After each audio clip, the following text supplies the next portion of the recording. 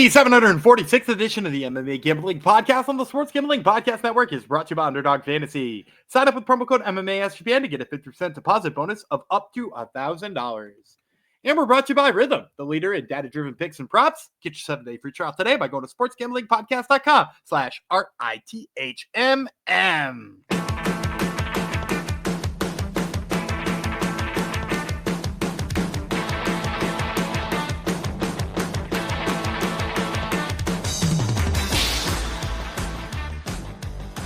Howdy ho, degenerinos. Welcome to episode 746 of the MMA Gambling Podcast on the Sports Gambling Podcast Network, dedicated to one of our friends in the Discord, Abba Dabba, whose avatar picture is now Stephen Asplund, concrete Stephen Asplund. So respect to you. If you wonder who Stephen Asplund is, that means you haven't listened to our show before. Go back to yesterday's episode and you will hear all about Stephen Asplund.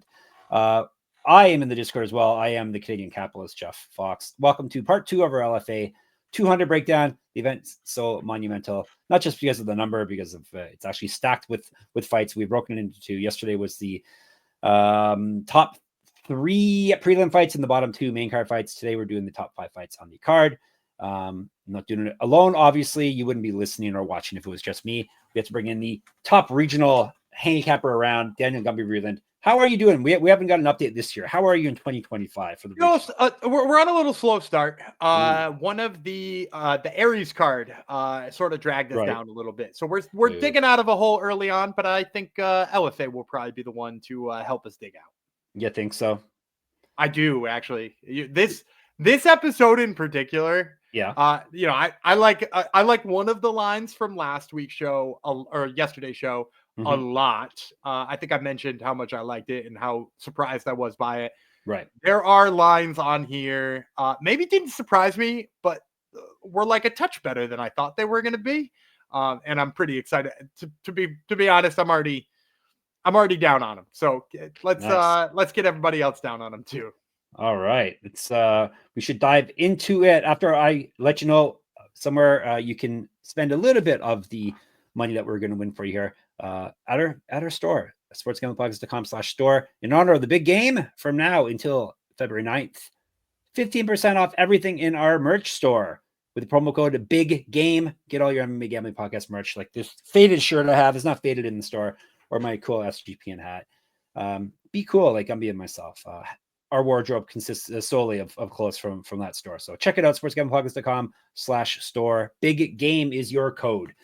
All right, the big event we're talking about, LFA 200, Johns versus Douglas, Prior Lake, Minnesota, at the aforementioned many times on this podcast, Mystic Lake Casino. We're going to go there someday. We'll have to do a live episode from there someday, Gumby.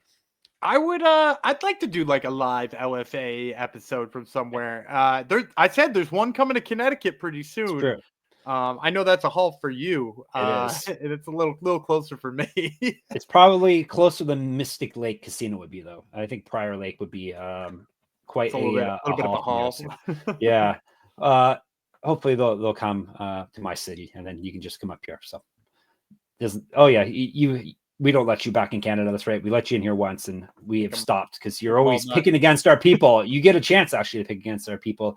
In the first place. It's how long is the drive there? I'm checking. Mystic Lake is it's telling me it takes me 313 hours to walk it. I guess I won't walk it more than likely. Probably not. Not worth it. I don't think 14-hour drive. That's still quite the haul. But anyhow, not fun. So that's where it's going down. It's going down Saturday. I don't think I went through all of this last episode. My apologies. Saturday, 9 p.m. Eastern start time. No UFC, so it's perfect. This can be your prime time watching. 14 bouts. We did 5 yesterday, do 5 today, and then Gumby will be left with 4 to choose from for his lightning round. All right, let's break her down, starting things off with a Canadian, Devon Lozej. He is fighting Enrique Pacheco Parra. So we got Canada versus, where's Enrique from? Chile. 3-5 rounds, flyweights, which is fun. Always fun. Parra, the Pesadilla, which means the nightmare.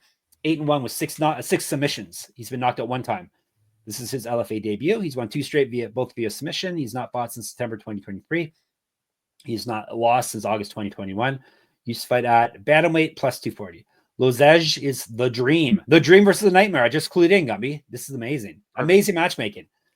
7-2, 2 knockouts, 2 submissions. He's never been finished in a fight. 2-0 in LFA. He's won 5 straight.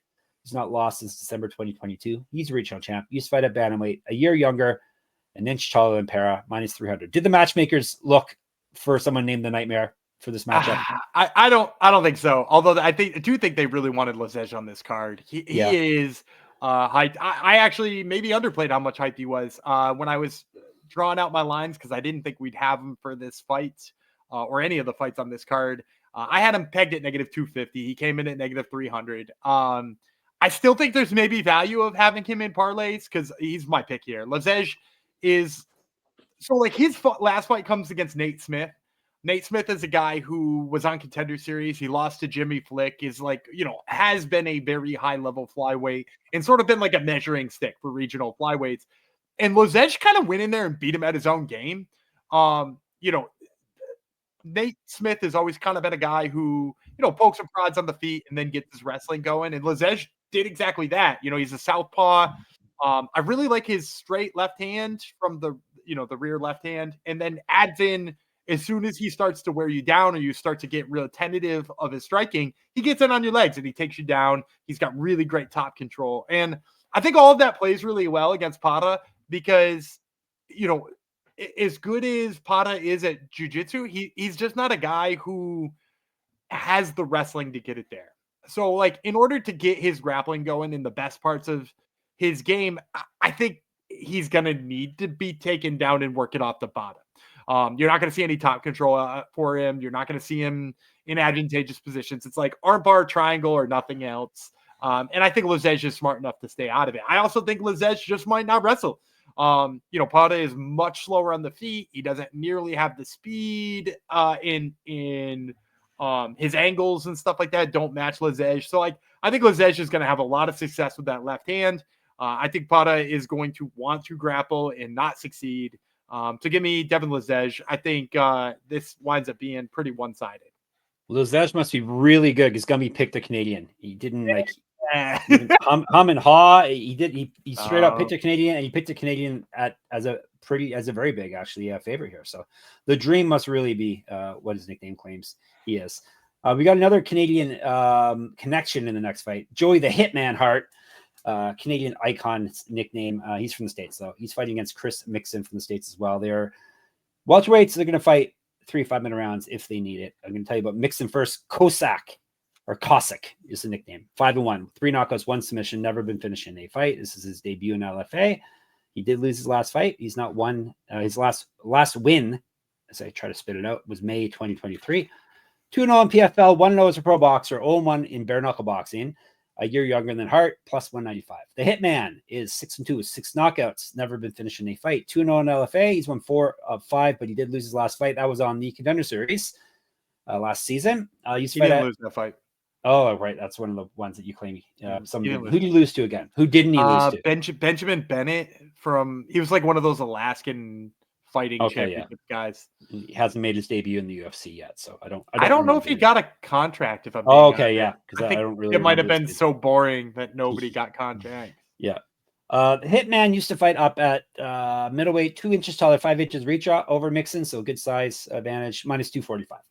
Yeah. So first of all, I think Joey Hart did way more damage in that fight. Like if you're scoring that fight based on the criteria, like none of Benjamin Benn's grappling I would consider effective grappling. It was like holding him against the cage, trying to get him down, and he did get him down a few times. I'm pretty sure. It just like there was nothing to it. It's just positional changes. Whereas anytime they were on the feet, Joey Hart was peppering them. So I thought Joey Hart won the fight. I haven't gone back and watched it because I don't torture myself like that. But I think Joey Hart is still like a UFC level prospect. His striking is insane. He's got really good range. And really, if I went back and watched Mixan's most recent fight, because I vaguely remembered him, but this is a fighter who I was like, I should remember more than I did. And he fought Tristan Vines, who's a guy who's been in CFFC and, has been in some high level fights. I want to say he fought Raheem Forrest. And that fight with Tristan Vines, like he couldn't find the range on Vines. He kept like coming up short on punches, and Vines would bounce in and out and he wouldn't get there. And Vines is not as long and lanky and doesn't fight that long game as well as Joey Hart does. So like we already saw him have trouble with the type of game that Joey Hart brings. And then like, you're going to multiply it with Joey Hart's ability to play that game. So that's like a big no. And then in addition to that too, right? Like Joey Hart lost that fight on Contender Series just because like, there was a grappling deficiency a little bit, right? Like, I can say I don't like the decision, but at the end of the day, he lost that decision most likely because the grappling didn't work out for him in a fight with Benjamin Bennett. Mixan to me doesn't bring enough of that like grindy wrestler style.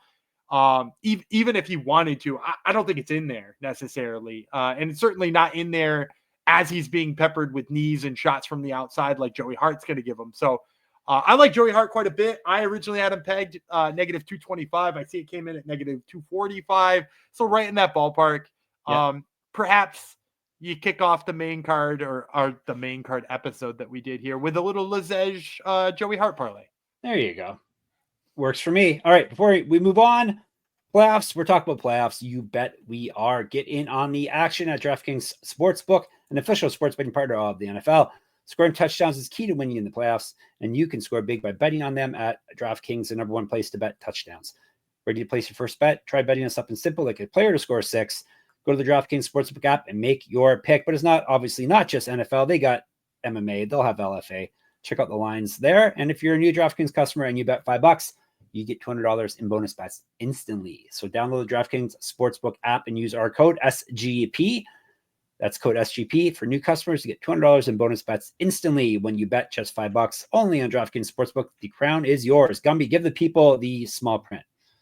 Gambling problem? Call 1-800-GAMBLER. In New York, call 877-8-HOPENY or text HOPENY 467-369. In Connecticut, help is available for problem gambling. Call 888-789-7777 or visit ccpg.org. Please play responsibly on behalf of Boot Hill Casino and Resort in Kansas. 21 and over. Age and eligibility varies by jurisdiction. Void in Ontario. Bonus bets expire 168 hours after issuance. For additional terms and responsible gaming resources, see dkng.co/audio.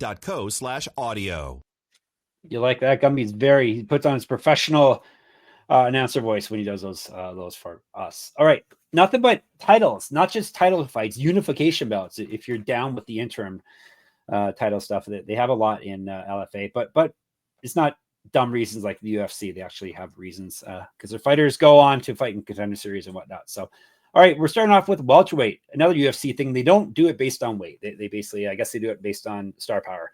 So welterweight is the third from the top. Vanilto Antunes from Brazil. Shamidkhan Magomedov, you guessed it, from Russia. 5-minute rounds if they need it. 170-pound shiny belt on the line. We'll tell you about, and actually the interim champ we'll tell you about first. Magomedov is 9-1. 5 knockouts, 3 submissions, never been finished in a fight. He's 4-0 in LFA and the interim champ. I think he's already defended the interim title once as well. Did he defend it against Devon Smythe, or was it someone on this card did, so it must have been him, I guess. Yeah, I know someone defended an interim title, so I think it was him. Anyhow, he's won. Regardless, we don't really believe in interim titles around these parts. Anyhow, he's 6-0 with 2 straight TKO wins. He's not lost since May of 2021. 0-1 in the Ultimate Fighter, minus 550 for the interim champ. Antunes is 16-7, 14 knockouts, 1 submission, 3. He's been knocked out 3 times, submitted 4 times, so he's been finishing every loss. 1-0 LFA. He is the real champ. He's won 3 of 4 and 3 of 6. TKO loss in his last fight. 0-1 in Contender Series. That's the fight that he lost in. You're not going to complain about that one because he got knocked out, right? Yeah, and it was to, I think, maybe one of the best prospects to come off this season of Contender Series. He lost to Islam Dulatov. Yeah. So he's fighting another Ov here. Maybe that's why he's such a huge dog. Very different looks. Remember that Islam Dulatov is the 6'6" welterweight? Right. Okay. Yeah. Yeah. With all the bones. Yeah. With all the bones to hurt you with. Antunes has multiple regional championships on his mantle. Correct. Get the shirt. sportsgamblingplugs.com/store. Remember, big game is your code. Used to fight at 155, 2014 Pro MMA debut, an inch of reach over Magomedov, plus 400. Ouch. I love it. I had him at plus 325. I love him even more at plus 400. Oh, you're taking him. Nice. I'm on Vanilto Antunes here. I think I'm one of the guys who sells the hardest on Shamidkhan Magomedov. I faded him a couple of times. I'll also just say this. It's funny to sit here and say he hasn't lost for however many years because he lost on He lost last year on the Ultimate Fighter to Amran Shaban. And like Shaban is not as good at defending takedowns as Antunes even is. So like for him to lose that fight by basically running out of gas on takedowns because his opponent keeps getting up and then getting anaconda choked, like Antunes can do that too. And in addition to that, Antunes in his last fight was fighting Neto in stuffed a bunch of his takedowns, made him work for it, and ultimately overwhelmed him with the hands. And like that's what he does. And like Magomedov, like, okay, he's an all right wrestler, but like when he fought Mashrapov, like I wasn't really impressed by his wrestling until his opponent tired out. He knocked out Smythe, but I kind of think that was sort of fluky, and Smythe's kind of always had like weird fights anyway. So I don't think Magomedov's wrestling is as good as it's being given credit for. Even if it is, Antunes is a guy who stuffs takedowns. And when we come to talk about the feet here, Magomedov might have the more recent head kick knockout. I think it was a head kick knockout on Smythe. But I think it would be crazy to sit here and say that he's the better striker than Antunes. I think Antunes has got the power.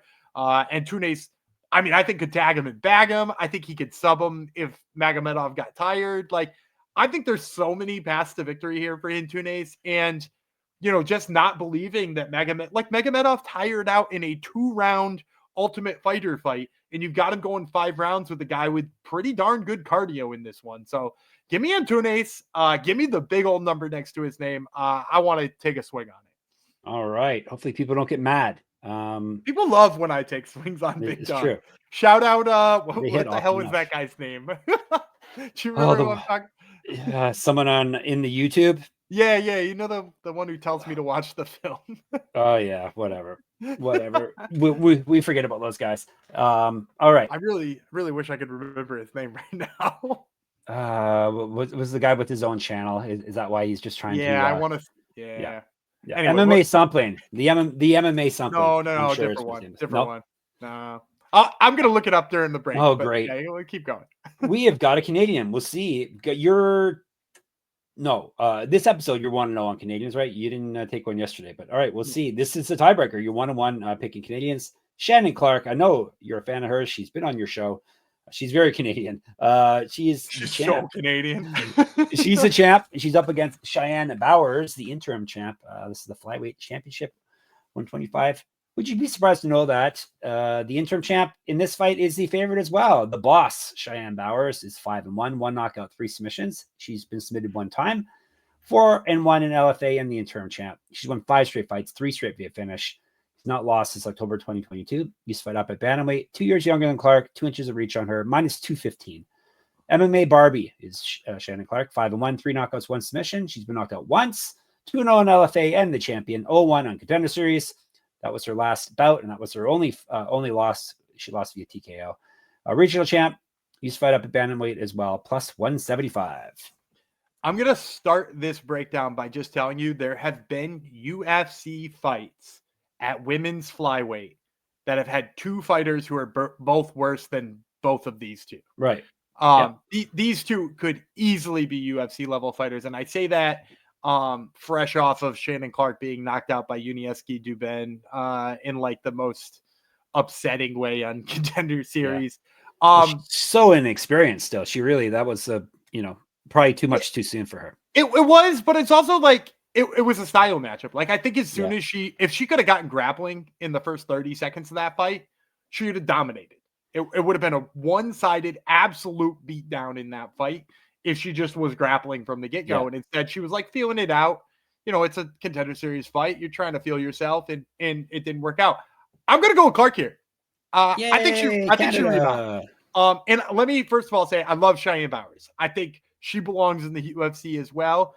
But like the bottom line for me is when it comes to Bowers, what I think Bowers is best at is her ability to bully people a little bit, and her jiu-jitsu is nasty. It's so good. And like in her last fight when she wasn't able to like be the bully, she got taken down and her jiu-jitsu carried the day. Like she was able to just throw up that arm bar and snatch the title that way. I think she is so good. With that being said, like I can't imagine her bodying Shannon Clark. Shannon Clark's physicality is just it's off the charts. Like, she is not built like any other women's flyweight you have ever seen on the regional scene, and maybe even in the UFC, right? She's built like a taller Miranda Maverick almost, right? Like she's super buff. And so like I just can't see Bowers being the bully in this fight. So then like you ask yourself, okay, well, if she can't be the bully, is she gonna sub Shannon Clark off her back? Yeah.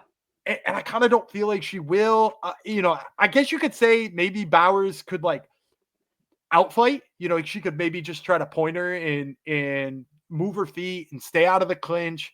But ultimately, I think that's like a really risky move for 25 minutes, because if Clark does get a hold of you, like she's going to look like she's got all the positioning. She's going to win those rounds on a lot of judges' scorecards. So, like I think Bowers is kind of have to mix it up in the clinch.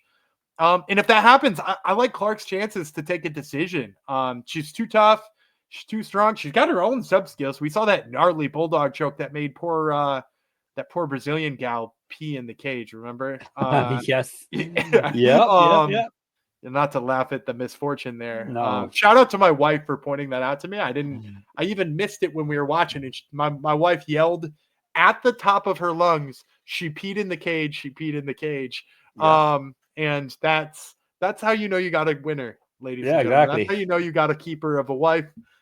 She's yelling excitedly that a fighter unconsciously peed in the cage. So with that being said, to round that out, Shannon Clark as an underdog here, love the number.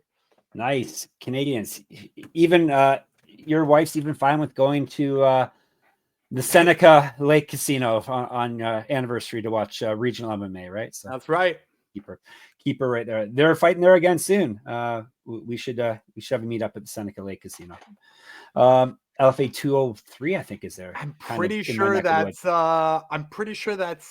is that the one that's Valentine's Day weekend? Yeah, you're right. Maybe you did anniversary there. Why not? Right? It is. You're right. I think you're right. I'm really trying my luck if that's the case. It's true. Yeah, I don't think I would get away with that one either. So, all right. Before we move on to the main event and the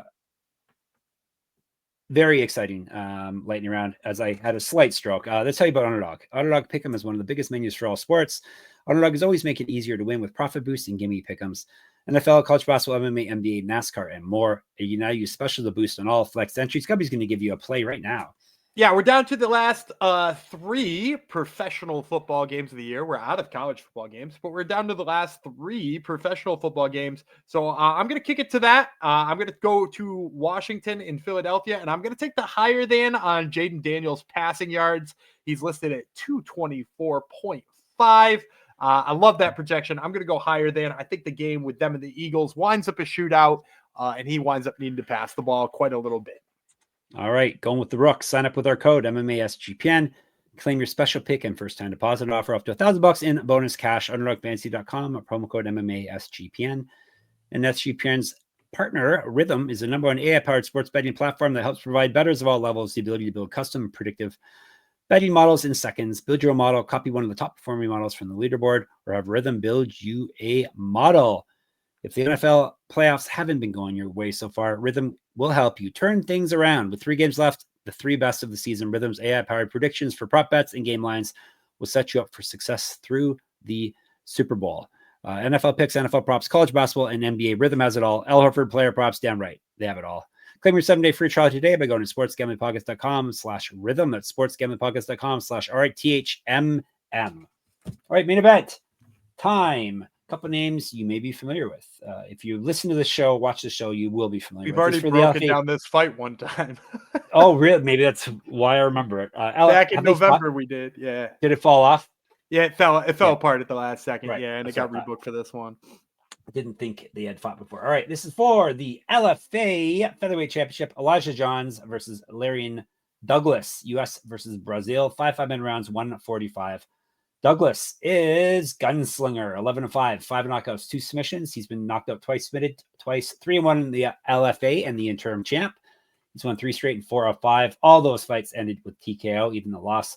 Regional champion, used to fight down at bantamweight, 2013 pro MMA debut, an inch of reach over Johns, plus 140. Finally, the interim champ is not a dog here.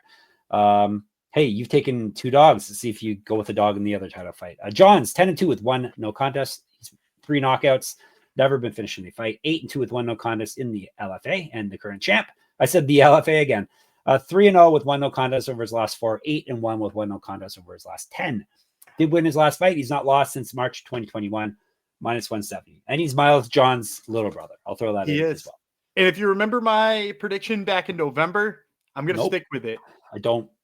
I'm going Lerryan Douglas. A dog again. Yay. Nobody has done me as well as Lerryan Douglas has, except for that one dude on PFL who we hit it like negative 9,000 or something like that. But Lerryan Douglas, I've cashed him twice as an underdog. I don't know why people keep overlooking this guy's hands. I think it has to be like his record's not pretty, right? Like, even coming off of a couple of wins. What did you say his record was officially? 11-5. Yeah, 11-5. And that's coming off back-to-back wins in LFA, including a title fight. You don't see a lot of like 10-5 title shots in LFA.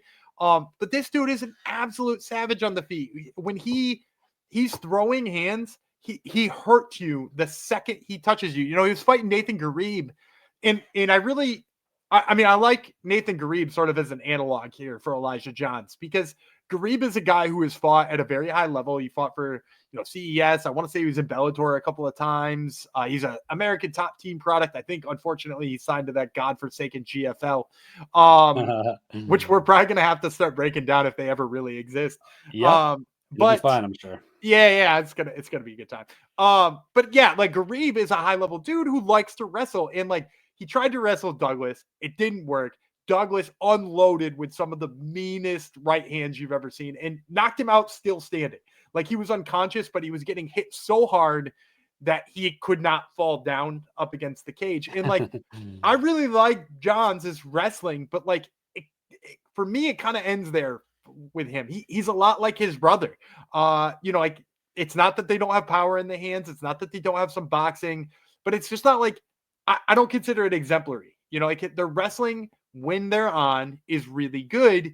And when it's not working and they now have to like go to plans B and C, plan B and C are okay, but I don't even think of them as like being like a champions worthy B and C. And I think in this case, I think even if he gets the wrestling going early, he's going to have to box Lerryan Douglas at some point in time. And nobody loves that. Nobody likes boxing Lerryan Douglas. And I think we're going to find out why right here. All right. Let's recap and we'll get you lightning round. Big dog episode. Yeah, it is a big dog episode. Douglas, Clark, and Antunes, all dogs in championship fights. Nice. And he's got Hart and he's got Lozej, the Canadian. So 2-0 with the Canadian picks, which is nice. Hopefully we don't let you down. All right. Lightning round, Zep Bam Boom Pow. Gumby, what you got? Yeah, so there's only 2 more pro fights on here. Both of them have odds posted already. A little bit disappointed by one of them. Just fine with the other one. First one, I'm going to take Cannon Swanson. This is the one that disappointed me. I was like, oh, Cannon Swanson probably going to be a good value here. I noticed he's negative 925 on the board, but he's who I got written down. He's a Minnesota Academy kid, which means he's training up there with Greg Nelson and all that wrestling crew. He's only 23. Every single time I've seen him fight, he gets better and better and better. So big fan of Cannon Swanson. And then the other one I'm going to get in is Alex Coover. Alex Coover, this one a little bit more of a respectable line, negative 240. But again, similar thing. I really like his ground game. He's really good with the wrestling. And the guy he's fighting is the one who is just heel hooked by the guy Santos Verdinez from our last week's episode or yesterday's episode. So I like Coover's chances to like sort of grind him out, maybe a rear naked choke finish in that one. So I'll take Coover. I'll take Cannon Swanson as my 2 lightning round picks. Another couple quality names, Coover and Canyon. Amazing. All right. You're all set for LFA. Come enjoy LFA with us in the Discord, sportsgamblingpodcast.com/Discord. We'll be pre-gaming in there too. Everyone's been talking about it already. So check it out. We are also on the Twitter @SGPN MMA. He's at Gumby Vreeland. I'm a Jeff Fox writer. Same handle on Instagram for me. I've got a Substack. You should check it out at moneymma.substack.com. Gumby has the Top Turtle MMA podcast. He's got pretty much this whole LFA card is on this week as guests. Yeah, Cheyanne Powers, Joey Hart, and Stephen Asplin all on Top Turtle MMA this week. So check that out. And of course, sportsgamblingpodcast.com, sportsgamblingpodcast.com/store. Big Game is your code for 15% off. And sportsgamblingpodcast.com/Patreon. We'll be back on Sunday. Gumby, bid the people farewell. I'm Dana Gumby Freeland. He's MMA Barbie Jeff Fox. And we will see you on Sunday.